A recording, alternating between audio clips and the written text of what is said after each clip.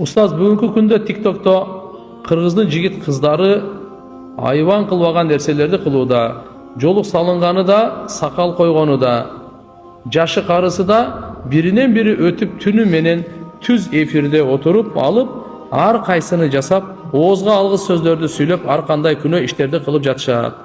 Мисалы, кече бирөө унитаздан кружкага суу алып ичти. Буга окшогондор толтура санап отурсаң, эсиң ой, чектен чыгып кетишти. Аларды карап отургандарга гүл ыргытып, колдоп, ошондой эле кылганын колдоп отургандарга насаат айтып коюңузчу. Ушул жактан тапкан акчасы кылган кылыктары үчүн ахиреттеги сурагы кандай болот? Аллах акбар. Туугандар, ар бир адам ахиретте кылганына толук жооп берет. Ар бир адам. Мына соц тармак, өзгөчө TikTok барго, нак шайтандын куралы. Ушул аркылуу биздин маданиятыбызды дагы, кулк мүнөзүбүздү дагы, ибадатыбызды дагы, ыйманыбызды дагы, динибизди дагы, элибизди дагы, ахиретибизди дагы талкалап атат да. Ошого азгырылып кирип кеткендер, аркасынан туруп алып кол чаап тургандар бардыгы кыямат күнү жооп берет. Бардыгы бирдей күнөө алат. TikTok'ту эмне кыласың көрүбү? Ошончо адам көрүп, бөлүшүп, сөйлөшүп, дагы бир балекет азыр дагы мен түшүнбөйм өзү TikTok'ту өзүнүн мындай эмени эле. Айтып сурап, мына балдар ошо өткөндөн бери качанда бир жума 10 күндөн бери ушул токтобойт да. Туугандар, караңыздар, ар бир өзүгө жооп беребиз, үй бүлөбүзгө жооп беребиз. Бала чакаңызды контролдоңуз.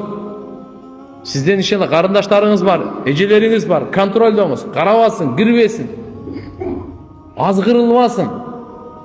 Чоң кишилер, мындай акыл эстүү эле адамдар ушуга азгырылып кетаткандан кийин, туугандар, бул арам нерсечи, акыбетичи жаман болот. Алланын азабын чакырат. Ушундай бир ооруга чалдыгат, бунун өлүгү чочкон өлүгүндөй болуп калышы мүмкүн. Чочкон өлүгүндөй болуп калышы мүмкүн. Кудайдан корк, Кудайдан корк, Алладан корк. Арам нерселер ташта. Андай болбойт. Мен биз ошо бирөө арам ошо болот. Ошону арамды тамашалап аткан адамдарга таң каласың да. Көрсө ошого мен сураштырсам, акча дагы берилет турбайбы? Акча дагы берилет экен. Какой-то бир акча мененчи. Эмне кыласың? Ошону сен көрбөй эле кой. Бирөө ошо арам нерсени болсо, ошону тамашалап отурасың мен. Мына жактан көрбөй эле кой алып, эмне кыласың сени? Ушу эл деле бузулуп баратканы да. Эмне кыласың ошондойлорду көрбөй? Көңүл бурбай койсо ошодон өзүнөн өзү ошол өз чектелүү эле арамдар менен токтомок. Ошого көңүл буруп, маани берип, ой деп көтөрүп, бүткүл дүйнөгө тааныта тургандай. Ошо бир акмакка теңелип, ушундай мына жактан бардыгындай кылат. Кайта ошо бир акмак бузулса, ошо бузулсун да, калгандары биякта оңолуп калсын. Бул да агылып баратпайбы?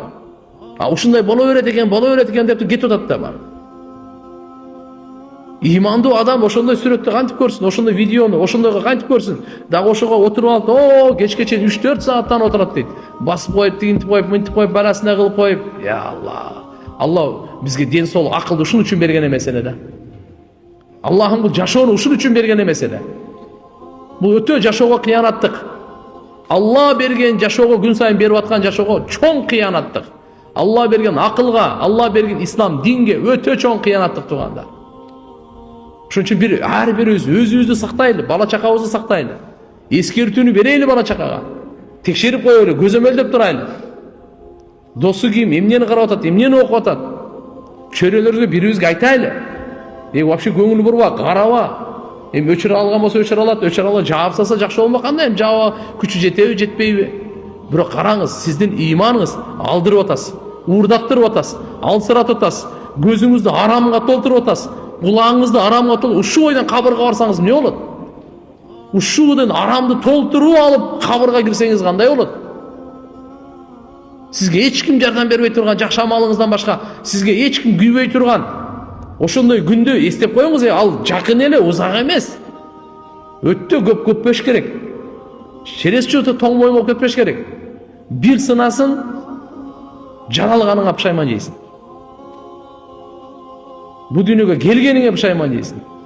Ошо кичине ойнонуп койбойбу эле ушунчалык азгыруу шайтандыкы күчтүү караңыз.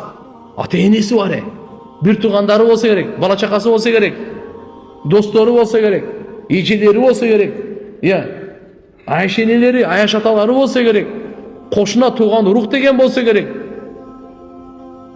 Атоо ме ушунчалык азгырылган, эмне кылын билбей аткан мынакей кара. Мак өзүн дозоктун отуна даярдап аткан. Тили менен бир анча сүйлөй бербейбиз. Дагы мага айтатындай, анча сакалы анан жолук. Сакал жолуктундай коюп коелу.